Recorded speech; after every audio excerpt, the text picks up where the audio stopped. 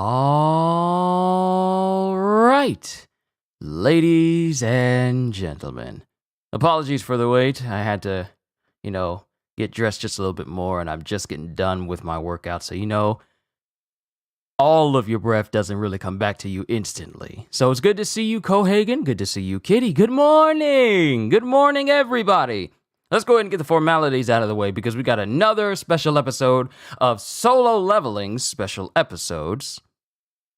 And then later today, we start reading One Piece from the very beginning. So let's go. Yo,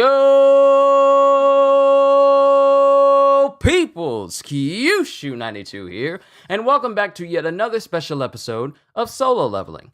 Last we left off, still trying to catch that 5% of breath that's still working out, still trying to get that a little bit, so apologies if I sound kind of breathy this morning. Last we left off, Suho spent a lot of time leveling up his level. He went from being a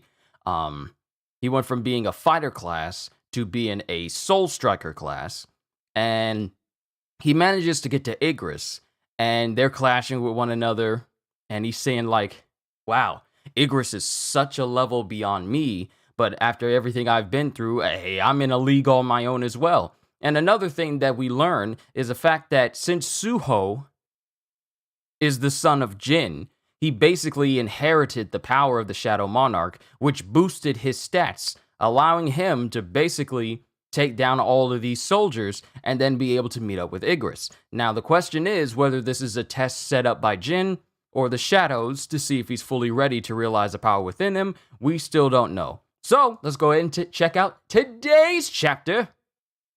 What you mean unlock special episode? I just unlocked it! Oh, wait. It wants me to log right back in. Hold on. I was just logged in this morning. And it was all like, yeah, we need you to log back in again. But special episode 17.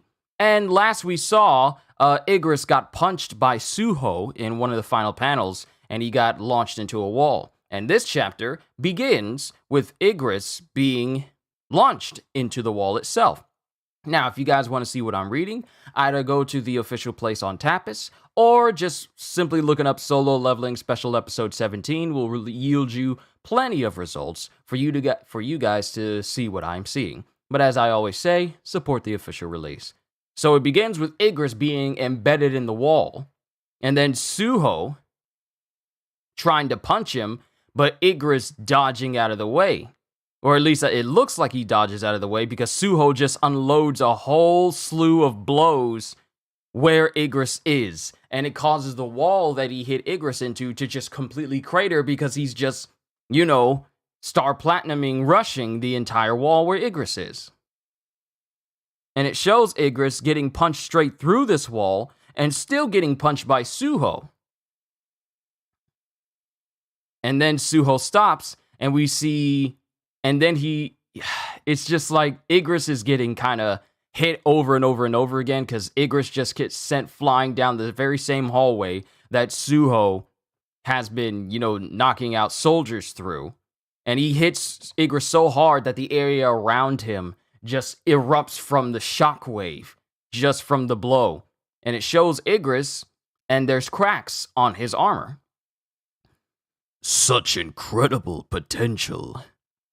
As the offspring of my liege, who has become one with a godlike entity, and as an S-rank hunter from a forgotten past, he has clearly been endowed with innate talent and magical powers. It's astonishing that he has increased his strength this much without even understanding how to properly harness it. So here's the thing. Suho doesn't have his memories. He has no memories of the shadows, has no memories of the powers he had, like him levitating as a baby, anything of this nature. But the way he's harnessing his power is as if his memories have never been erased, essentially. And then Suho just goes after Igris like he's not letting up. Your Highness, I humbly concede my defeat. And then it shows Suho hitting Igris full force And it looks like he breaks through the Demon King longsword. Yeah, he breaks the longsword with just one punch. And then it shows Igris like disappearing. Highly doubt that Igris is just straight up gone, but it shows Igris just disappearing, like he just fades. And then Suho screams, "I won!" And then there's multiple level ups, like 1, 2, 3, 4, 5, 6. He's leveled up 6 times from beating Igris. "I finally took you down, you bastard!"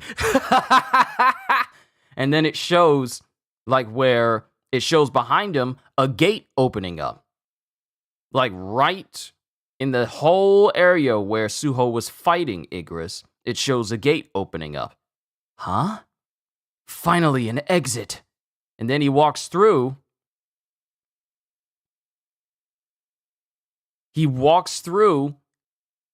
And he comes into a new area and he goes, "Isn't that the D Tower in Songpa District? But why is it on fire?" Oh, great. Okay, he's in the demon realm now. He just went from the first area, which was where Igris was, like a whole gauntlet of soldiers in that gauntlet, and now he's entered into the demon dungeon. You know, the same one that Jin went through in order to level up massively quickly? He's in there now. Remember way back in the beginning of the solo leveling story where he had a key that could give him access to a high-ranked dungeon so he could level up faster and get more stuff from it?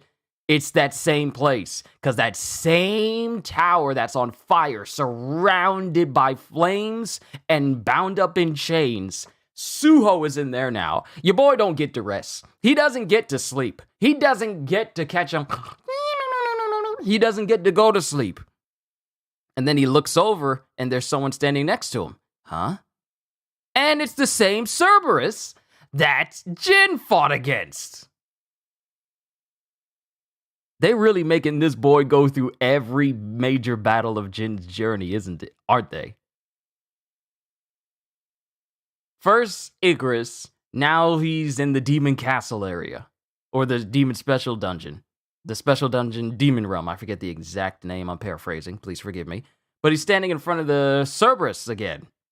Well, he's standing in front of Cerberus that we've already known. And he looks at it. And then the dogs are looking at him. And then Suho looks at it, and then the dogs start to sweat because Suho's glaring at him, and his eyes light up the same way Jin's eyes would light up if he's intimidating. I don't say trying to intimidate, but when he's intimidating someone. And apparently it's working because all 3 heads of the Cerberus start sweating, and they're starting to tremble just a little bit because he's intimidating them. And then he goes, "I'm guessing this one isn't a monster, just a scary-looking sculpture. Is everything here on fire?" And then it shows the Cerberus whimpering because they're actually not moving. Because they're scared of Suho. To the point where Suho thinks, is this just a scary-looking sculpture? And they're not moving, they're trembling. And then he comes up to another door. It's another door. But if I want anything to happen, I have to enter this room. Then he goes in. And it shows that this whole realm is just the entirety of Seoul on fire and bound up in chains. You know, a real inferno, if you will. And then it shows members of the demon clan. Just endless amounts of demons just right in front of him. The same situation that his father Jin was in. And it just shows him standing over Suho.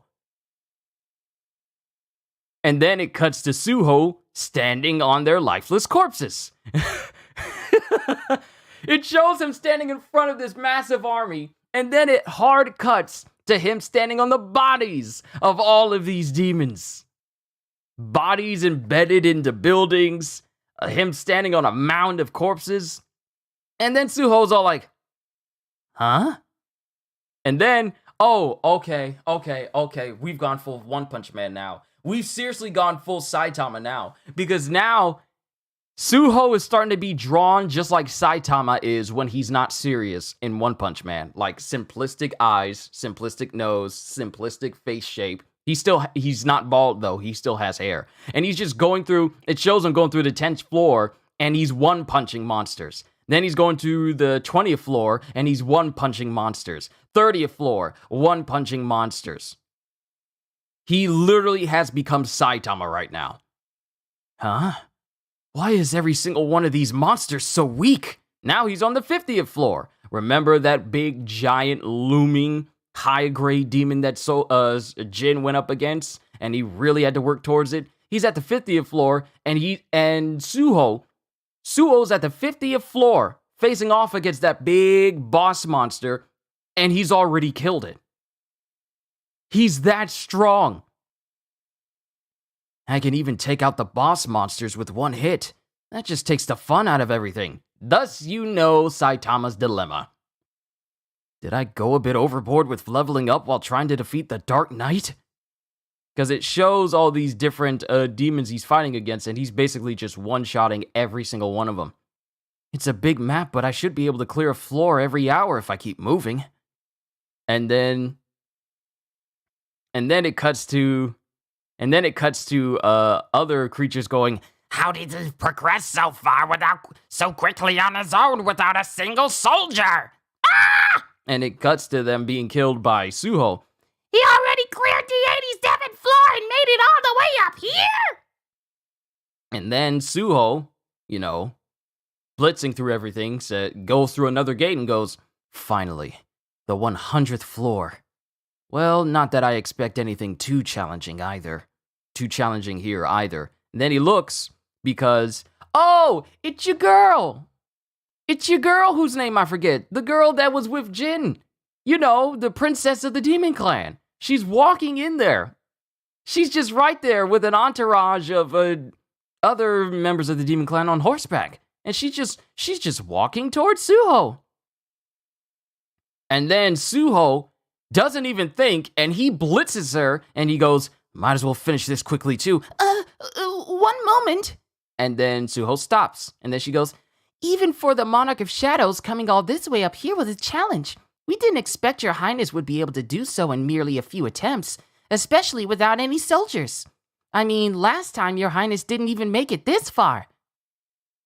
I'm amazed by how much stronger you've become." Oh, she doesn't know that this is Jin's son. She thinks this is Jin. Because remember, last time Jin had a hard time even making it through this place. But Suho just blitzed through everything. That's how strong he is. He's stronger than his father was going through this the first time. But she doesn't realize that this is Jin's son.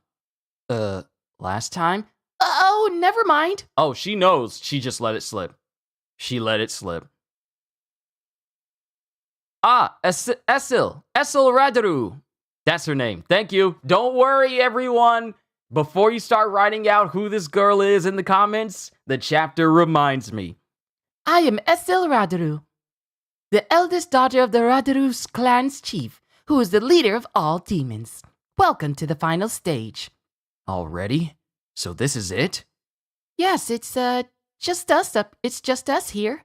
Originally, there was a stage called Demon King, but it was cancelled after my clan emerged as the most powerful of all demons. It would be our pleasure to host a banquet in celebration of your highness's arrival here. My father, the chief, has arranged a lavish feast in your honor. If this is the end, then what the heck is that? And he points over in the and then he points in the direction of a gate that's beyond him. That is a gate that can transport you to a dimension other than the demon castle. A gate? So that's what those things are called. A gate. It looks like a door, huh? Nice. Yeah, he just goes like, looks like a door. It looks like a door, huh? Nice. Oh, are you leaving already? What about the banquet?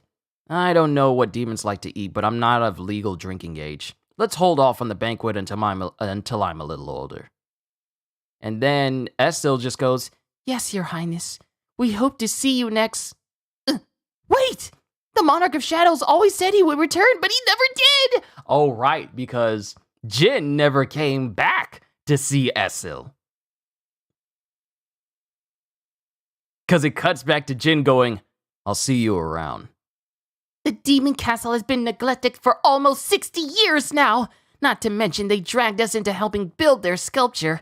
I can't let His Highness leave like this. You said you're Esil from the readthrough clan, right? I'll keep that in mind. See you around. And then Esil just waves, and then she just giggles and she waves. Until next time, Your Highness. And wow. That's how long it's been? That's how long it's been since Jin said that I'll see you next time or whatever. She's been waiting 60 years to see Jin? Because a lot of time has passed. Like, he lived out his life leading up to the original storyline. Then he went back and lived out his life again. So I'd say around a good 60 years since she last seen him has indeed passed. 2 whole timelines worth of time has gone. Interesting. Like father, like son, okay? Is this an actual exit this time? Or is it a trap? Is it possible that it's not over yet? And he enters into a new gate, and then multiple eyes just appear out of the darkness. Oh, he's at Jeju Island! Because there's tons of bugs in here. Oh. So first he faced off against Igris. Is the next person he's going to face off against Beru? Because it shows a whole bunch of flying bugs going.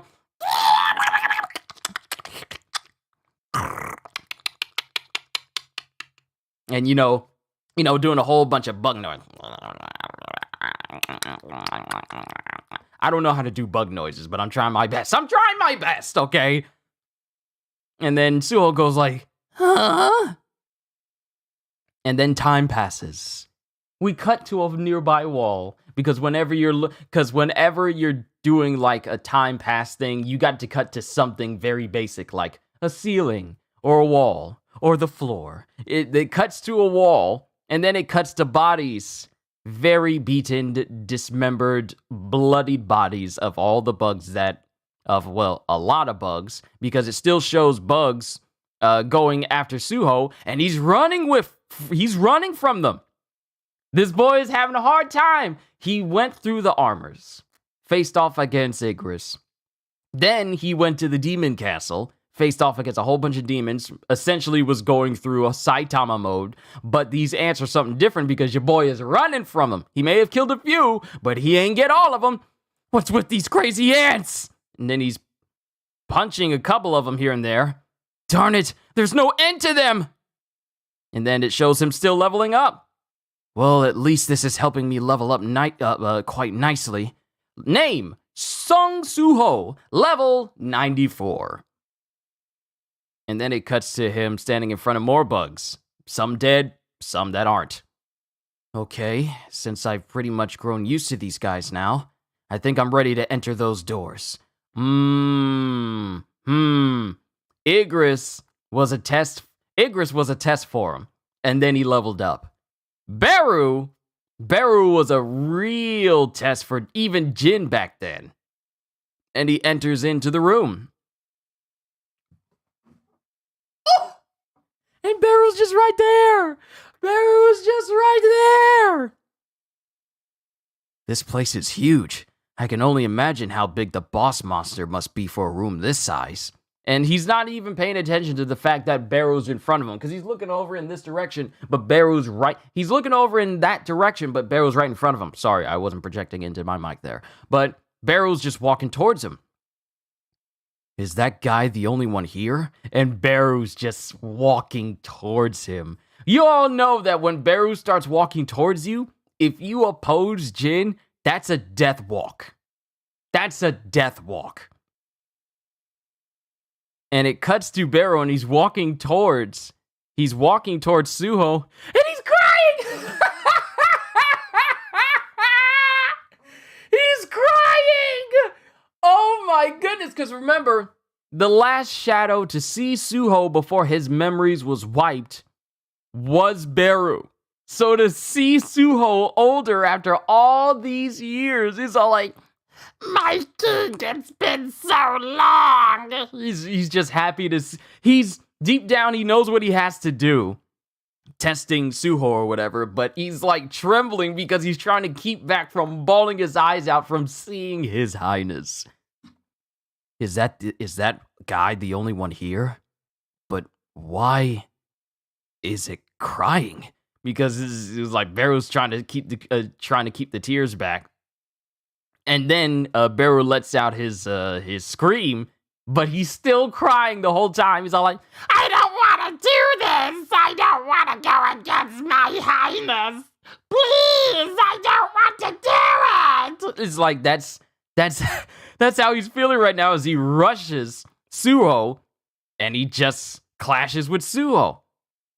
Then he lunges at him, still eyes. Every single panel with Beru, he has tears in his eyes. It doesn't subside. He's crying the entire time he's fighting. So if he misses, let's just say he had something in his eye. But he tries to lunge at Suho, and Suho dodges. And Suho pretty much kicks Beru in the face. And then Beru pretty much counters almost instantly, and he brings his claws towards Suho's face because it's right there in front of Suho before Suho could even get his fist prepared. Beru's already in his face, so Beru could have got him. But he stops. Beru freezes. Huh?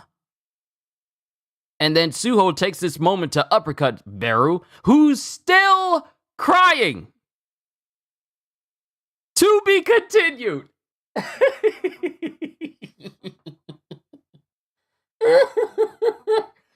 Oh, this was a nice chapter. First, we saw Essel after all this time, 60 years from her chronology. But Suho's so strong right now that he managed to get through the Demon Castle, something that even Jin had a hard time getting through. Pretty much absolutely no problem. One-shotting pretty much everything. And then making the same promise that his dad made to Essel that he'll come back and see them again. And then we have him ending this chapter with him encountering Beru, the one shadow that holds him with such a high degree of reverence, especially considering that Beru was the one who had the statue of Jin and Company. Statue of Jin and Company change just to incorporate Suho because he loves Suho so much. So to see Beru again, and the entire time he sees Suho is just him crying his eyes out because he's filled with happiness, but also with sadness that he has to fight him. But we still don't know the purpose of everything that's going on here. I still lean in the idea that that it's a test to see if Suho is truly ready to wield the power of the Shadow Monarch. But whether it's made by Jin or the Shadows, I don't know. We still don't know yet. If we're going by the webcomic, we still don't know yet. But Suho is just going through a massive gauntlet right now. First, it started out with regular armors and soldiers, and it culminated with him going up against Igris. He succeeded, and he beat Igris. Even though Igris disappeared and faded, I highly doubt that's Igris, gone for good. That's just, I feel like it's just a test, and everything is just put on airs just to make it seem like Suho is permanently beat them from that appearance, including him breaking the Demon King's longsword. I really hope that it's not permanently broken, because that longsword is by far one of the best weapons I've ever seen in this whole series, aside from the Kamish's daggers and the dagger that Jin used when he got it from, Rakshasa, I want to say. Rakshasa's Fang. That's the first major dagger he ever got. So, I like the Demon King longsword. You don't get many weapons in video games where it's all like, send out a lightning storm every time you wave your sword. You don't see that. But I still feel like this is a test set up by either the Shadows or Jin to see if he's ready to not only get his memories back of the Shadows, but also properly have use of his power. Because here's the thing, Igris did say that Suho, for a person whose memories have been gone, and for his power to be sealed a little bit, he has such a great grasp on how to use his power, even though he doesn't fully understand how to wield it. So, like I said, this could be a test. But for it to culminate in him facing off against Beru, and Beru is just walking towards him. Uncle Beru! Yes, Kohagen, poor Uncle Beru's so happy to see his boy. He really is! He really is. Just to see him going up against Suho, and Suho was proving, he's able to dodge Beru, but I feel like Beru really doesn't want to go all out because he has such fondness for the boy. Like, one of the last panels is literally Beru's hands directly in front of Suho, but Beru, being one of the most, if not the most emotional shadow that Jin has, he can't bring himself to bring harm to the son of his liege, to his highness. He can't bring himself to do it. We've seen Beru go on a full frenzy against others without hesitation. The only time he's ever been fully stopped was when he was going up against Cha Hae-in, and he got a little bit too blood crazed, and Jin had to stop him, and that was more than enough to keep Beru under wraps, and he didn't go any further than that. So much has progressed for Beru to go from this shadow creature that still had like an animalistic instinct to just go crazy against an opponent, to this individual that can't bring himself to inflict harm on someone close to him because he's so emotionally attached. That's character development. He first started out as this soldier that did not mind just dismembering people. Mind you, he still doesn't mind dismembering people, especially when Jin is working as inspector and he catches killers and stuff and he gives them a choice and they choose not to go to jail. So Beru's more than happy to just eviscerate whoever Jin sets in front of him, including people who think they can break into a house with no security cams. That alone should be a red flag to you. But he can't even he's progressed from being just this animal, this absolute unit, to being the most emotional shadow. The most almost human-like when you think about it. Like, a lot of his choices and a lot of things he does is emotionally driven, save for, being the big watchdog of House Sung. But to see him progress from where he started to where he is now, to the point where it's all like, I can't do it. My heart ain't in it. I can't inflict harm on him. I don't want to. It's just, I like the character progression in this story, especially from Beru. Beru is one of my favorite shadows, along with Igris and Belion. I love them. They are absolutely great characters. Belion with his militaristic type mind, Igris with his more academic type mind, despite both being fighters. And then you have Beru, who is literally just the biggest fanboy of the entire group. Still powerful, but also one of the biggest fanboys, spending way too much time watching Korean dramas, and to the point where he's all like, yeah, this is my liege now. You all must listen to my liege. We need to build a statue in his honor. Oh, wait a minute. I want to make a modification. Let's add his son to the statue as well. Like, he's just one of the biggest fanboys of the shadows, but also one of the most human alongside Igris, and to a degree Belion. But Beru is like really, really immersed in it. So I like this chapter. Not just seeing Suho, get stronger, but also seeing Esil Radru. It was good seeing her again. It's actually been a long time since we last seen her. Or, officially on a speaking capacity note. But on a really big speaking capacity note. But also harkening back to the fact that both Jin and his son don't stick around too long and promise that they'll go see them. But Jin never came back to see her at all. I wonder how she'd feel to see Jin again with his wife. Because, Esso for a while was up there on a potential waifu for Jin. I know some people felt that way to a degree. But It'll be interesting to see Jin see Essel again after all these years, and he brings his wife and Suho again, and it's like, interesting. I don't know. She probably already knows, considering that she knows about Jin right now. Or at least I think she knows about Jin right now. It'd be interesting to see how everyone meets up again after all these years. I'm just spitballing here. I'm off track here. But overall, I enjoyed this chapter. I really enjoyed seeing all the fights that went on in this chapter, and I love how all they were drawn. It was like, it's great. I'm thankful for these special chapters. I don't know how many more we have for the special episodes, but I'm going to keep reading them until we stop. And I know that Solo Leveling Ragnarok is a story that's supposed to be popping up. It's been translated by fans, but it hasn't officially released in the United States. Once it officially releases in the United States, then I will read it. But I probably won't try to look up any scans because, well, I don't do that anymore. But overall, I enjoyed myself. I'm going to call it here. This was a great chapter. I enjoyed it. I'm looking forward to the next one because it still says to be continued. And I hope to see you all later today as we start to read One Piece from Volume 1. Oh, I cannot wait to do this. I can't wait. It's going to be a great day. It's going to be filled with fun. And this is one of the reasons why I wake up in the morning just to do this. So thank you, everyone. To everyone.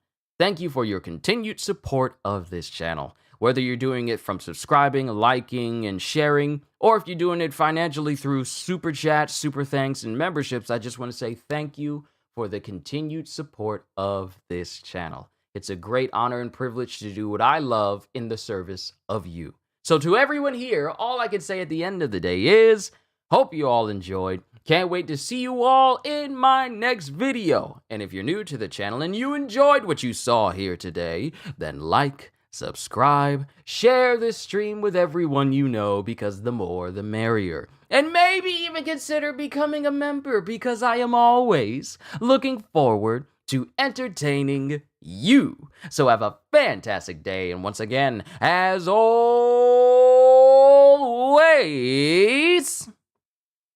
later, peoples.